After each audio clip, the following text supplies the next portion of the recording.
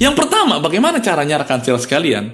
Anda harus menerima keadaan diri Anda. Coba kalau Anda sekarang bawa mobil, Anda lihat ada kaca di sana, Anda bercerminlah sebentar. 1-2 menit, Anda lihat wajah Anda, oke, perhatikan baik-baik. Nah, ketika Anda melihat diri Anda, kira-kira apa yang Anda pikirkan ketika Anda melihat diri Anda di kaca? Biasanya rekan-rekan sales sekalian, ketika orang berkaca, orang akan melihat, wah wajahnya bagus, bersih, bangga. Tapi lama sedikit maka dia melihat, ini ada jerawat di pipi.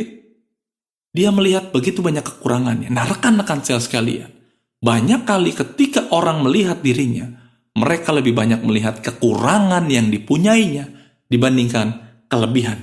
Satu hal yang harus Anda camkan baik-baik, Anda jangan hanya melihat kekurangan yang Anda miliki, tapi lihatlah kelebihan yang Anda punya. Saya akan menceritakan sebuah ilustrasi. Waktu kita kecil, kita sering mendengar bahwa orang tua kita bercerita bahwa kura-kura balap lari dengan kelinci. Sering dengar ya? Nah, pertanyaan saya, kalau kelinci sama kura-kura balap lari, kira-kira yang menang siapa? Kura-kura sama kelinci balap lari, yang menang siapa? Tepat sekali. Yang menang pasti 100% adalah kelinci. Kenapa? Karena kalau balap lari, kelinci jauh lebih kencang. Pasti dia menang. Tetapi saya mau siarkan rekan-rekan sales sekalian, bahwa kura-kura pun bisa menang. Bagaimana caranya? 100% saya jamin, kura-kura bisa menang balap lari dengan kelinci. Asalkan balap larinya di air. Tepat sekali, di air. Jadi, rekan-rekan sales sekalian, kalau di darat kelinci sama kura-kura balap lari, pasti yang menang adalah kelinci. Kenapa? Karena memang kelinci diciptakan untuk berjalan di darat. Sedangkan kura-kura diciptakan Tuhan untuk berjalan di mana? Di air dan di darat. Dan bahkan lebih bagus, lebih kencang kalau berjalan di air. Berandai-andai gitu ya, kura-kura berbicara kepada Tuhan begini. Tuhan, saya komplain. Kenapa kamu komplain kura-kura? Kata Tuhan maksudnya. Kenapa tangan saya pendek Tuhan? Kenapa tangan saya pendek? Nah, saya tanya, kalau Anda jadi Tuhan, ketika kura-kura komplain, kenapa tangan saya pendek? Apa yang Anda katakan? Sekarang coba pikir kura-kura. Emang saya ciptain kamu untuk jalan di mana? Di darat atau di air? Di air Tuhan. Memang efek kalau jalan di air tangannya pendek atau tangannya panjang? Nggak efek bukan?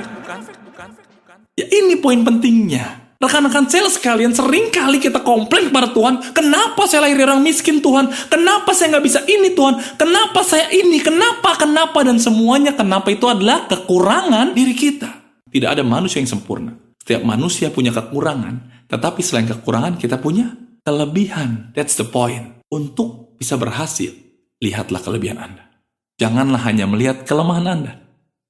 Nah, sekarang saya akan menceritakan kisah nyata dari seseorang yang secara fisik lebih banyak kekurangannya yang dimiliki dibandingkan dengan kelebihannya. Anak ini lahir di Australia 4 Desember 1982 tanpa tangan dan kaki. Coba bayangkan sebentar kalau ada seorang bayi lahir tidak punya tangan, tidak punya kaki. Kira-kira bagaimana masa depan anak ini? Tidak usah pikir jauh-jauh, mungkin bayangkan saja kalau kita tiba-tiba sekarang tidak bisa berjalan. Bagaimana dengan masa depan kita? Hancur, rusak, berantakan bukan? Tapi anak ini jauh lebih parah daripada kita. Tidak punya tangan dan tidak punya kaki. Anda tahu siapa namanya? Anak ini adalah Nick Vujicic. Nick Vujicic hari ini telah menjadi seorang motivator kelas dunia yang memberikan semangat keliling dunia dengan segala macam keterbatasannya.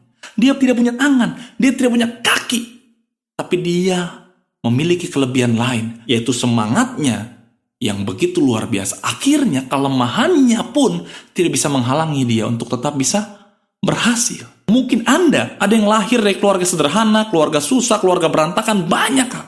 Tapi saya katakan, jangan biarkan masa lalu Anda menghalangi diri Anda untuk maju menuju masa depan yang lebih baik. Hal ini adalah seperti ketika kita mengendarai mobil.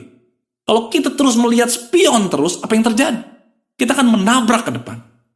Spion diciptakan di mobil bukan untuk dijadikan fokus utama, tapi hanya untuk melihat, mereview apa yang ada di belakang kita.